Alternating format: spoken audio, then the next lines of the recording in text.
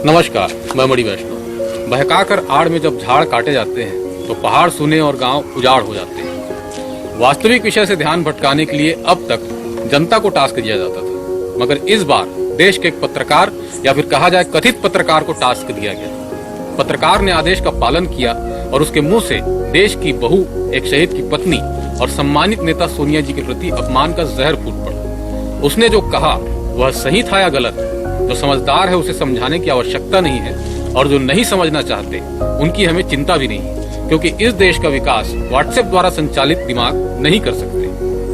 अर्नब द्वारा एक महिला के प्रति कही गई अपमानजनक बातें सिर्फ उसी राजनीतिक दलदल के लोगों को सही लग सकती है जिनके यहाँ बलात्कारियों की भरमार है और जिनके नेता नेत्रियां आए दिन सेक्स रैकेट चलाते पकड़े जाते हैं। तो इसलिए हम बात करते हैं उन महत्वपूर्ण विषयों पर जिन्हें सुनियोजित ढंग से बार बार दबा दिया जाता है।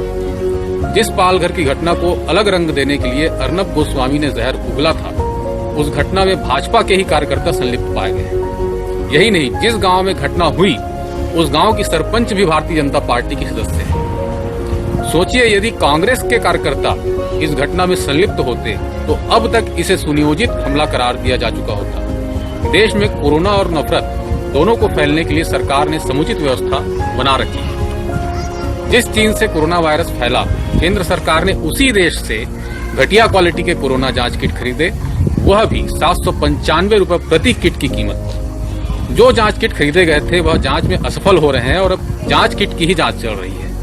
दूसरी ओर जांच किट छत्तीसगढ़ सरकार द्वारा भी खरीदे गए थे, मगर कोरिया से और केंद्र सरकार की तुलना में आधे दामों पर सिर्फ 337 रुपए में छत्तीसगढ़ में 30,000 जांच किट आ चुकी है और लोगों की सफलतापूर्वक जांच शुरू भी हो चुकी है।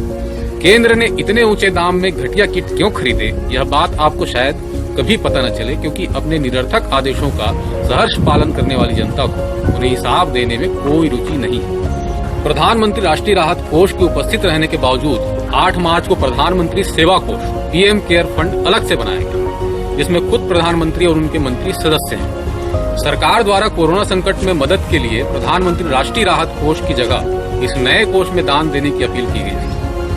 इस कोष में जनता और कई बड़े उद्योगपतियों ने बड़ी मात्रा में सहयोग दिया था। अब यह बात सामने आ रही है कि सीएजी को पीएम केयर फंड के जांच का अधिकार ही नहीं है। सीएजी एक निष्पक्ष संस्था है जो सरकार के आय व्यय पर नजर रखती है और उसकी जानकारी जनता को देती है। सीएजी द्वारा पूर्व में देश प्रदेश में हुए कई बड़े घोटालों की जानकारी जनता को दी गई है। केंद्र सरकार की इस हरकत से उसकी संदिग्धता झलक रही है।